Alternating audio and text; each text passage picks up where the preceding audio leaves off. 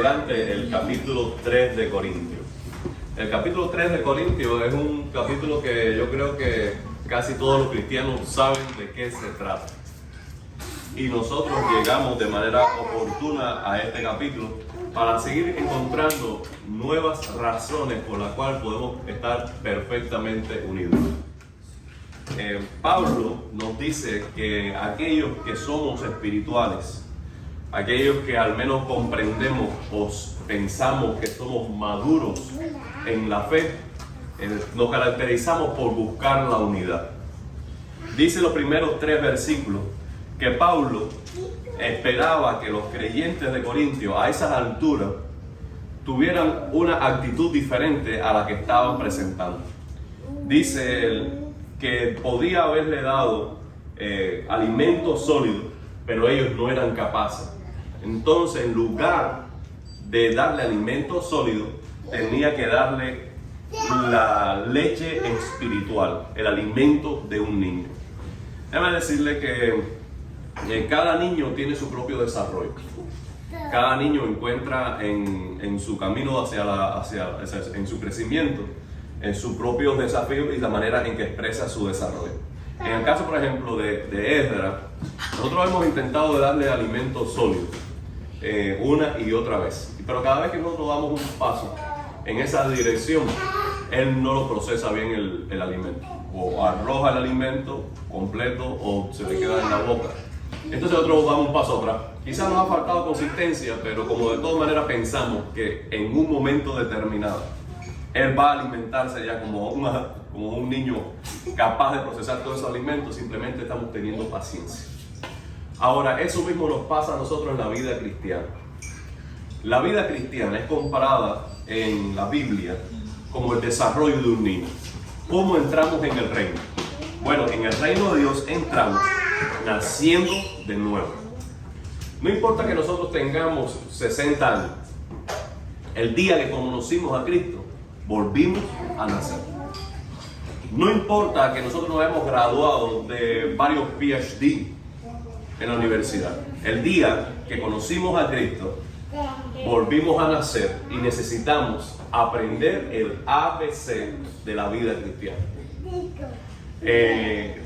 Pablo encuentra una iglesia que después de varios años, él esperaba que en el desarrollo natural de la iglesia, ellos fueran ya capaces de presentar aptitudes maduras de una vida espiritual. Pablo, como alguien que es un líder, un apóstol espiritual, no puede dar el mismo alimento, el mismo tratamiento a todas las personas por igual. Eso él lo aprendió de Jesús. Jesús mismo dijo: yo tengo muchas cosas que decirles, pero aún ustedes no las pueden sobrellevar. Quien haya escrito Hebreos capítulo 5 y capítulo 6 se presentó en la misma situación. El escritor de Hebreos dice: ustedes deberían ya ser maestros, pero yo tengo necesidad de ustedes explicarles el rudimento, es decir, lo básico de la fe, el arrepentimiento, la resurrección, porque debiendo ya ser maestros, necesitan un alimento más suave. Ahora, el signo, los síntomas de la inmadurez, de la infancia prolongada de los corintios, estaba en las carencias de las relaciones interpersonales. ¿Cuáles son los pecados que menciona Pablo? Él menciona disensiones, que es división. ¿Qué más? Contienda, que es pleito, rivalidades. Y antes de eso, celos. Ahora, estas prácticas dicen que son de personas carnales. Hay 3 términos que están haciendo alusión a la misma condición espiritual. Está niños, carnales y que se portan o comportan según criterios meramente humanos. Me gusta mucho la versión que estaba leyendo Pablo. Pablo dice: Hay una etapa normal para ser bebé cristiano. Tú conociste a Cristo. Tú estás aprendiendo el ABC. Tú no sabes ni dónde queda Génesis. Tú necesitas a alguien que te sienta al lado y te dice, mira, sabes, la Biblia está compuesta en dos grandes partes. Aquí comienza la creación, aquí comienza la vida de Cristo. El número grande se llama capítulo, el número chiquito se llama versículo. ¿No es verdad? A nosotros se nos enseñó cómo cantar con un himnario. Se nos dio un himnario, dice la primera estrofa arriba, la primera estrofa abajo, la primera estrofa abajo. Porque no sabíamos cómo cantar con un himnario. Todos entramos al reino siendo niños. Eso no es problema. Cuando nosotros tenemos un bebé espiritual, no podemos esperar que el bebé espiritual se comporte, hable, se vista, tome decisiones como aquel que es maduro en Cristo. Hay una etapa normal para la niñez. Yo no puedo esperar que Edra se comporte hoy, un día por la noche, como cualquiera de ustedes que están tranquilitos en sus asientos. ¿Por qué? Porque es un bebé. Si él se sienta allí y me mira a mí y dice así, como hacen ustedes a mi enseñanza, yo me asusto. ¿Eh? Amén, mi hermano, amén. Entonces imagínate, es más, para hacer un paréntesis, a mí me asustan los niños predicadores. ¿Eh? Yo no estoy seguro que eso sea saludable, déjame decirlo. Pero ando en serio.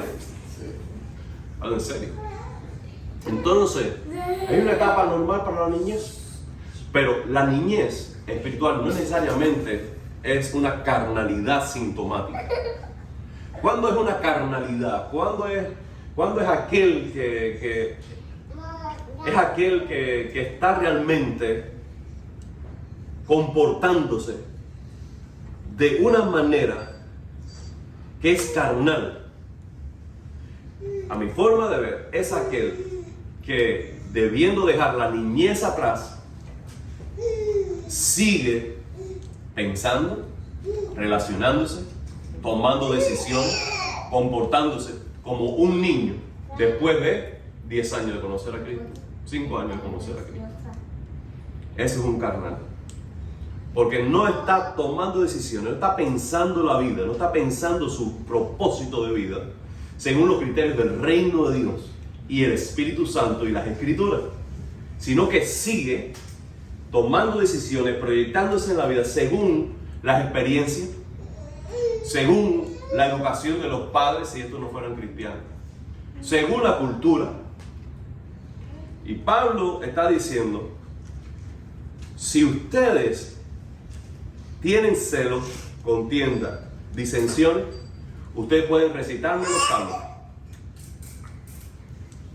Ustedes pueden decir que son discípulos de Apolo. Ustedes pueden decirme que tienen todos los dones, que hablan lengua y que hacen descender fuego del cielo. Pero esto es lo que ustedes son en realidad. Son niños. Son carnales y son inmaduros. Yo no puedo tratarlos a ustedes como espirituales. Siempre que sigan teniendo esta forma de comportamiento. Entonces aquí encontramos una cuarta razón, a la luz de todo lo que hemos estudiado, para estar unidos. Debemos estar unidos porque todos queremos ser espirituales. ¿A alguien le gustaría aquí decir, que le dijeran que fuéramos niños? No, tú no eres un niño. ¿Te gustaría que te analizaran, te trataran como un niño?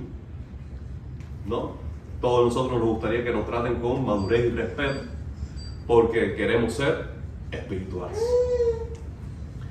Hay otra razón. Los hombres que nosotros admiramos, en este caso Pablo, Pedro, Apolos, estos hombres son siervos de Dios. Cuando digo siervo de Dios, estoy diciendo que están a servicio de Dios. De tal manera que ellos no son nada en realidad. Paul Washer decía muy bien en un tiempo, y ya eso lo escucho decir tantas veces, pero él lo decía mucho tiempo. No hay hombres grandes, sino hombres de un Dios o con un Dios grande. ¿Por qué? Porque todos somos siervos del Señor. Eso quiere decir que somos esclavos del Señor. El mismo apóstol Pablo dijo, Pablo, esclavo del Señor Jesucristo. Ustedes saben lo que significa la palabra esclavo, ¿verdad? La palabra esclavo, esa en su lexema, en su raíz, quiere decir aquel que no tiene voz. Aquel que no tiene voz. ¿Qué quiere decir eso? Nosotros estamos en una reunión y de pronto hay alguien invitado a la reunión y dice, déjame decir algo. Y dice, espérate un momentito. Aquí usted no tiene ni voz ni voto. Es decir, usted no cuenta, usted está aquí como un invitado. Ese es un esclavo. Un esclavo que está a servicio de la administración de una casa, pero hace lo que el señor de la casa, el dueño de la casa realmente le pide que haga. Por tanto, al terminar el día, dice Jesús, de quienes son siervos, de quienes son esclavos, de que habiendo hecho todo, tiene que decir siervo, inútiles somos. ¿Por qué? Porque lo que debimos hacer, eso hicimos. No obstante, el Señor lleno de gracia siempre dice a sus siervos fieles, entra en el gozo de tu Señor. Ahora, hoy pudiéramos nosotros sentir ciertos motivos de gloria por estos siervos del Señor. Pero debemos recordar siempre esto, que lo que han dicho, lo que han hecho, lo que han desarrollado en el reino, ha sido a servicio de Jesucristo. Y no han sido ellos quienes han hecho nada, ni tan siquiera Pablo, sino la gracia del Señor Jesucristo a través de ellos. De tal manera que no hay ningún motivo, amado hermano, real, auténtico, no hay ningún motivo para gloriarnos de conocer a ningún siervo de Dios. No hay ningún motivo, porque son esclavos de Jesucristo. Dice este pasaje del 5 al 9 que hay diferentes servidores por medio de los cuales habéis creído, y eso según lo que a cada uno le concedió el Señor. ¿Qué aprendo con estos versículos de 5 al 9? Algunas verdades muy importantes. ¿Están preparados? Aprendo que ningún hombre provee toda la influencia espiritual que necesitamos para nuestro desarrollo y crecimiento. Ningún hombre provee toda la influencia espiritual que necesitamos para nuestro crecimiento. Ninguno. Podemos tener el discipulador, el maestro, el pastor más completo, más cabal, más preparado. Ningún hombre está diseñado para propiciarte a ti todo lo que tú necesitas en Cristo. Ninguno. Entonces, ¿qué hace el Señor? Nos da diferentes maestros. Nos da diferentes pastores. Levanta líderes espirituales en nuestra cultura, en nuestra nación, en las naciones, para que por medio de la multiforme gracia de Dios dada a los hombres santos, nosotros podamos recibir como iglesia la edificación que necesitamos. Lo segundo que aprendo es que cada hombre de Dios tiene un lugar preciso en nuestro crecimiento, y ese lugar lo decide Dios. En mi caminar con el Señor, por la gracia de Dios, yo he tenido etapas en que el Señor me ha dado siervos suyos que me han acompañado de este año a este año. Han sido personas relevantes, significativas para mí, pero luego terminado el propósito de Dios en esa relación con ese siervo de Dios, Él simplemente me lleva a otra persona o a otra persona para que siga tomándome de la mano y llevándome a otro nivel espiritual. No quiere decir que el primero que caminó conmigo sea superior al segundo, ni viceversa, sino que a cada uno le dio el Señor un lugar en mi vida y aportaron a mi vida lo que yo necesitaba en ese momento. ¿Puedes decir amén? Entonces, no debemos nosotros rodear nuestra vida enfocarnos nuestra vida en esos hombres, porque simplemente Dios los trajo a nosotros para caminar un trecho, un tramo de nuestra vida, pero un día, ese lugar lo tomará otro, o un día tú serás ese otro para alguien más. Entonces nuestro crecimiento espiritual no puede estar centrado en ningún líder, en ningún pastor, en ningún maestro. Tiene que estar centrado ¿en quién? En Jesucristo. Pensemos en el Antiguo Testamento. En el Antiguo Testamento Gedeón tuvo una gran victoria. Y vino el pueblo de Israel y dijo: ven para que tú reines y tus hijos sobre nosotros. ¿Y qué dijo Gedeón? Yo no reinaré sobre ustedes, sino que vuestro rey sea Jehová. Es muy diferente la actitud de Gedeón a la actitud que tuvo el pueblo de Israel después que terminó su ministerio Samuel. ¿Qué querían en Samuel capítulo 8? Danos un rey como las demás naciones. Cuando Samuel, dolido, fue al Señor, el Señor le dijo: no llores, no te sientas así lastimado, porque no te han desechado a ti, sino que me han desechado a mí, porque Jehová había de reinar en la vida del pueblo y no un hombre. Déjame decirle que el primer tramo de mi vida cristiana fueron dos jóvenes de la iglesia de Remedios quienes caminaron conmigo. Aquellos jóvenes se llaman Joel y Néstor. Ellos me discipularon de alguna forma en mi vida. Cuando ambos entraron al seminario y dejaron la iglesia local en la cual yo era miembro, mi corazón sintió un vacío increíble. Yo, quebrantado por la ausencia de ese liderazgo espiritual de ambos en mi vida, me tiré de rodillas un día orando al Señor.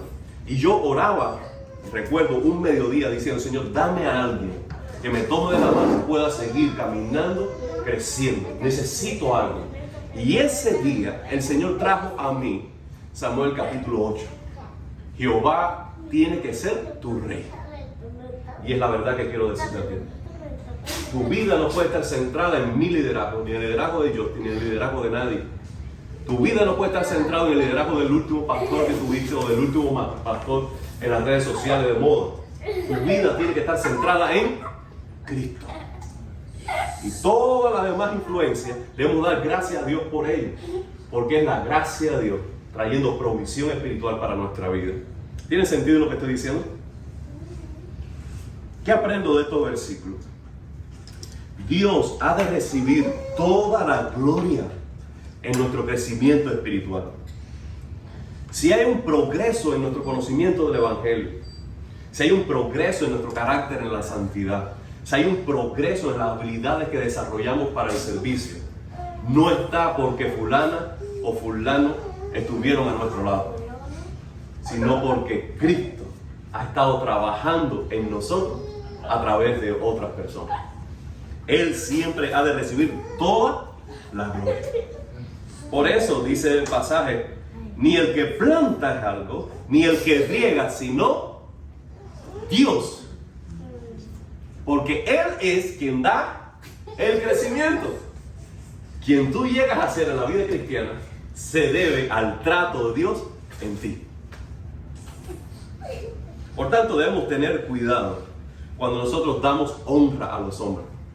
Los hombres necesitan y merecen honra porque son fieles en su enseñanza, son santos en su ministerio, dejaron una huella en nuestra vida por ser genuinos, auténticos, ser sinceros, pero en última instancia la gloria y la honra vienen a ser del Señor. Y a mí a veces me sorprende cómo somos capaces de hablar de otros hombres, o la atmósfera que se crea en cualquier evento con respecto a ciertos nombres. No le han puesto alfombras rojas, pero déjame decirle que en el corazón de muchos creyentes en la modernidad hay alfombras rojas para sus líderes espirituales favoritos. Y debemos tener mucho cuidado que en lugar de una honra saludable estemos dando gloria al hombre y no la gloria a Dios. Mucho cuidado.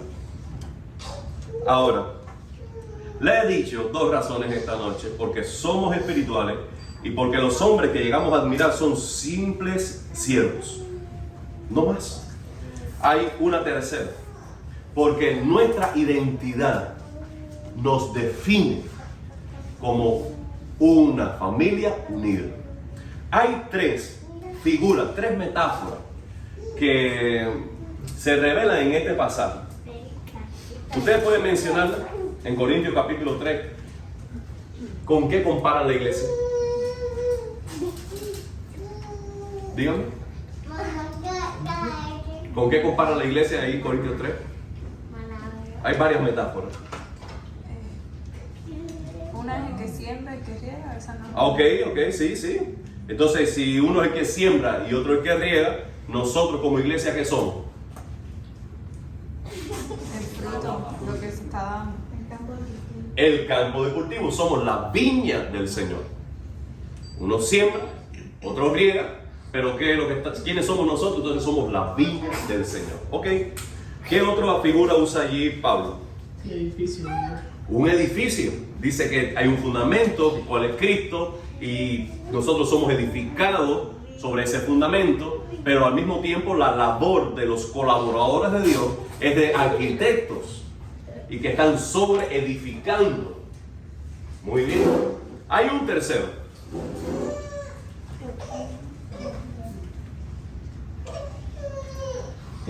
El templo. Aunque el edificio, podemos nosotros decir que también es el templo, la figura de templo tiene que ver más con presencia de Dios.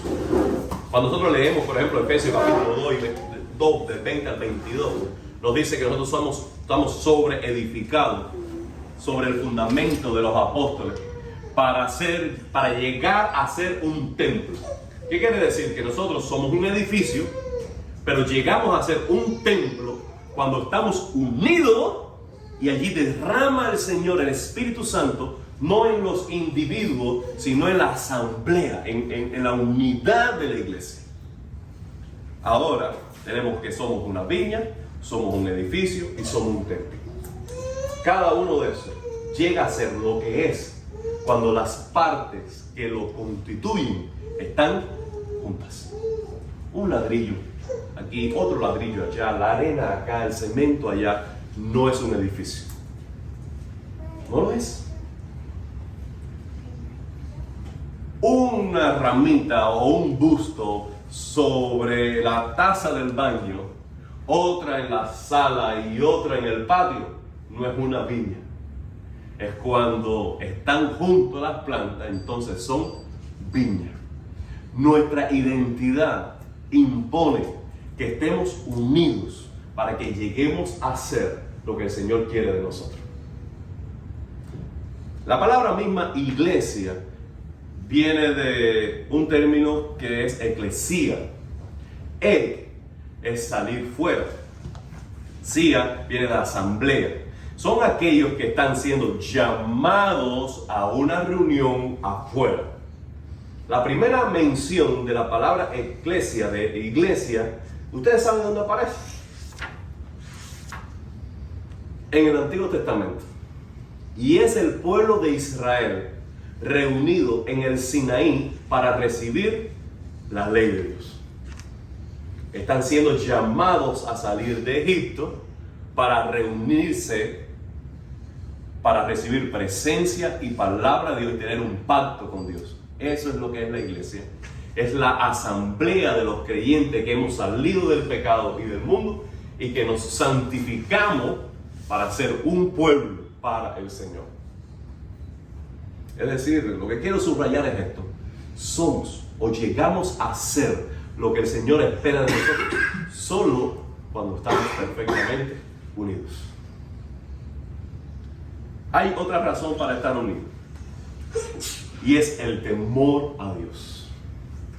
Yo creo que este es un fuerte motivo para estar unidos. Temer a Dios. Temer a Dios.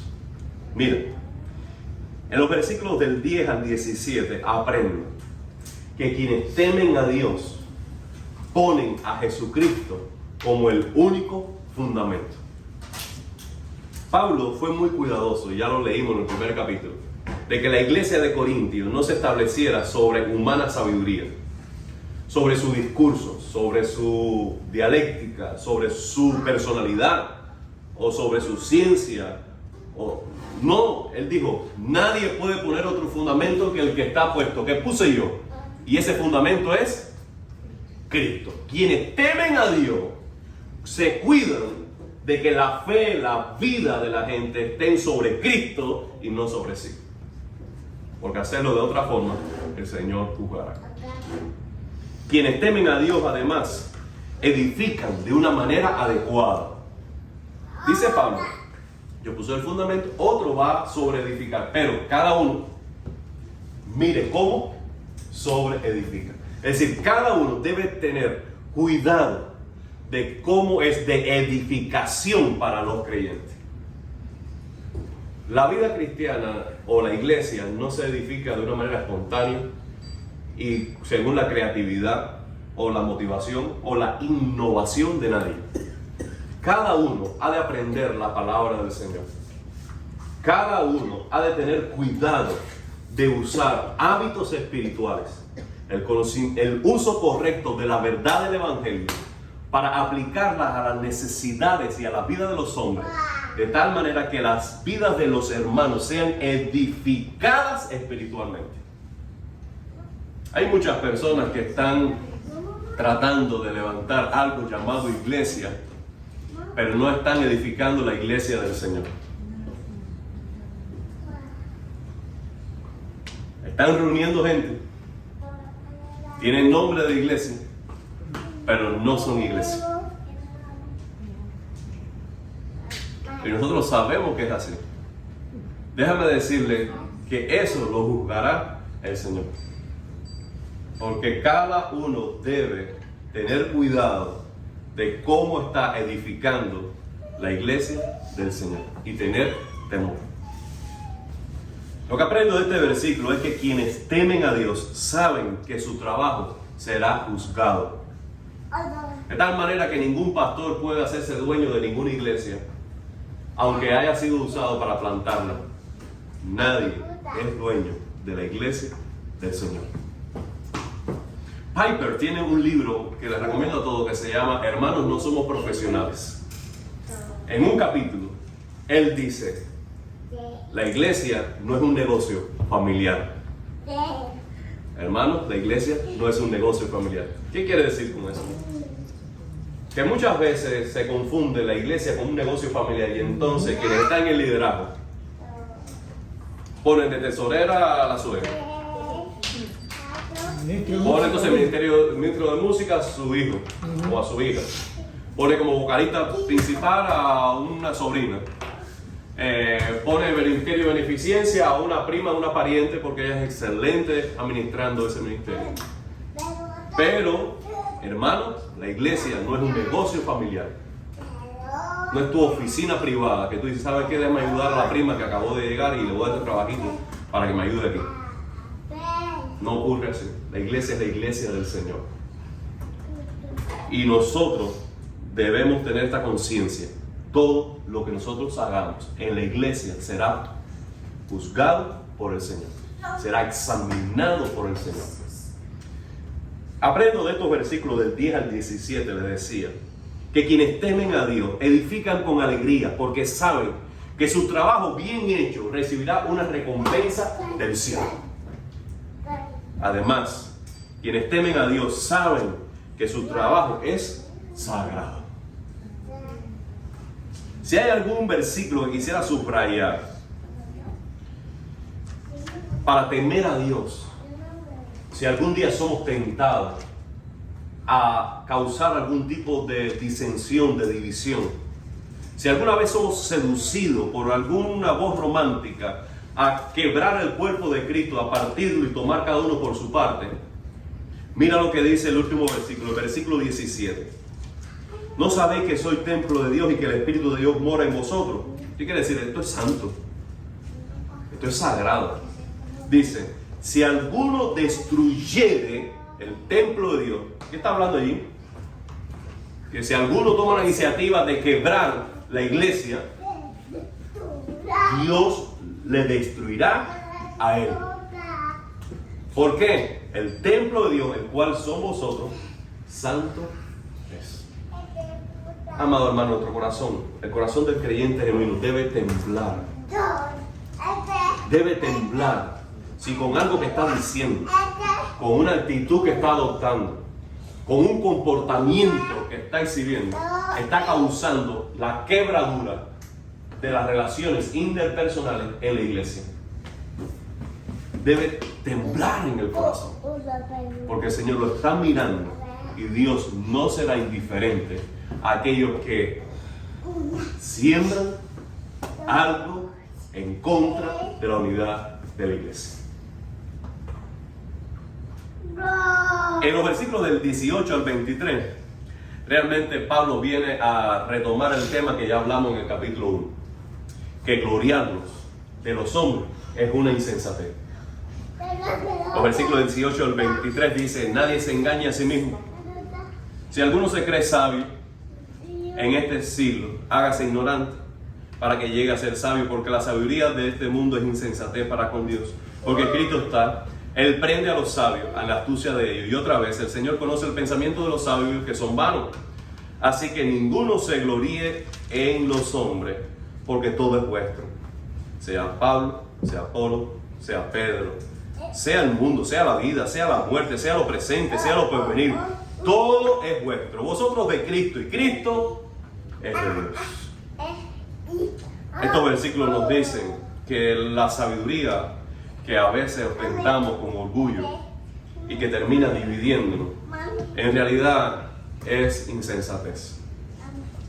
Que si a uno quiere realmente llegar a ser sabio según Dios, debe aceptar esto, que no sabe las cosas como deben saber, y ser humilde. Dice la palabra en estos versículos que hacerse el sabio es insensato, pero hacerse el insensato es llegar a ser sabio. Dios tiene parámetros en su reino completamente diferentes a los humanos. Por tanto, Dios deja que los que se creen sabios caigan en la trampa de su propia insensatez. Por eso dice: Dios prende a los sabios en su sabiduría. ¿Qué quiere decir eso? Dios viene a ti y te quiere enseñar. Dios viene a ti y quiere tratar contigo. Y lo usa a cualquier hermano para hablar a tu vida. Pero tú, ¿qué dices? ¿Sabes? Eso ya yo lo sé. ¿Sabes? Eso es el ABC de la vida cristiana. ¿Sabes? Esto no es nuevo para mí. ¿Y el Señor qué hace? Te deja en tu propio camino. Y al dejarte en tu propio camino, ¿qué te pasa? Tropiezas y te das el cabezazo. Porque tú no sabías. Yo te dejo en tu consejo. Yo quise llamarte, yo quise hablar contigo, yo quise que me dedicaras tiempo. Pero tú sabías, tú eres tan capaz, tú eres tan maduro, tan madura. Tú no sabías todas las cosas. ¿Y qué hace el Señor? Te deja en tu propio camino hasta que tropiezas. Amado hermano, por tanto, no nos sintamos orgullosos en relación a ningún hombre, porque todo lo que viene a nuestra vida, eso viene de Dios. Dios ha de recibir toda la gloria, toda la honra, toda nuestra atención. Por eso dice: ninguno se gloríe de los hombres, porque todo es vuestro. Y eso ha venido de Dios. Así que termino esta noche haciendo este resumen. Tengo para ustedes estas nuevas razones por las cuales cuidar la unidad. 1, porque queremos ser espirituales y no niños. 2, porque los hombres santos que admiramos son simples esclavos y siervos del Señor. 3, porque nuestra identidad requiere que estemos unidos para llegar a ser lo que Dios quiere que seamos. Y 4, porque el temor de Dios nos guarda de dividir la iglesia. 5 y último, porque realmente es insensato centrar nuestra vida en hombres y no en el Señor Jesucristo.